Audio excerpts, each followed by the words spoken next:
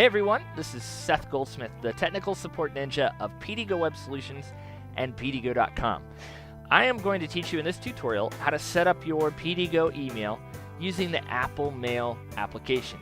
I've already gotten Apple Mail open, so I'm going to go ahead and click the Mail menu button up here, and then Preferences. From here, I'm going to make sure that the Accounts tab is selected by clicking on it, and then I'm going to click the plus sign to add a new account. From here, I can click the option Add Other Mail Account, and then click the blue button Continue. On the Add a Mail Account window, we want to make sure that we type in our full email address as well as the password. Once you've entered your full email address and password, go ahead and click Create. And this account is going to require us to manually configure it, so go ahead and click the Next button. On the incoming mail server info page, notice that the account type is set to IMAP.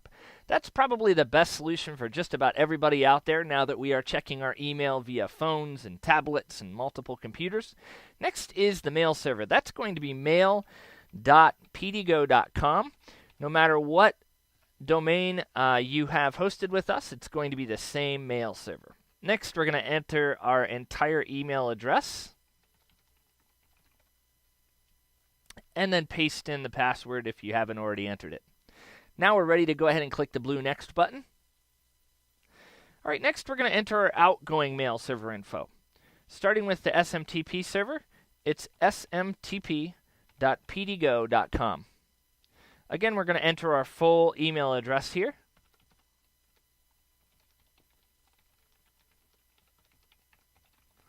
And our password. And once we have entered this SMTP server, the username as our full email address, and again entered our password, go ahead and click the blue Create button.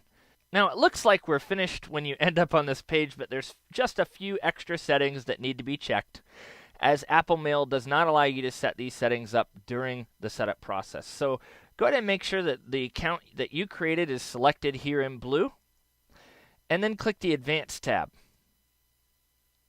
There's a few settings we need to change here.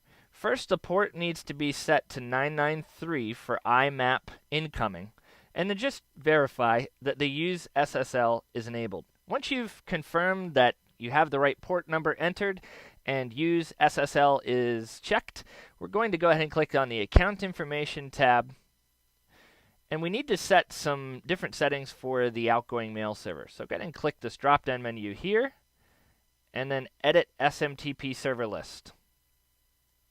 This will give you a list of all your outgoing servers. Make sure that you select the one that you just added. Now click the Advanced tab. Now in this window, you may have some different settings depending on how old your version of Apple Mail is. But I don't like them to automatically detect the settings, so we're going to uncheck this. And then we want the port, the outbound port, to be 465. And again, we want to make sure we use SSL. And then under authentication, we're going to select password. From here, we need to enter our full email address and password again. Once you've completed this page, go ahead and click the blue OK button.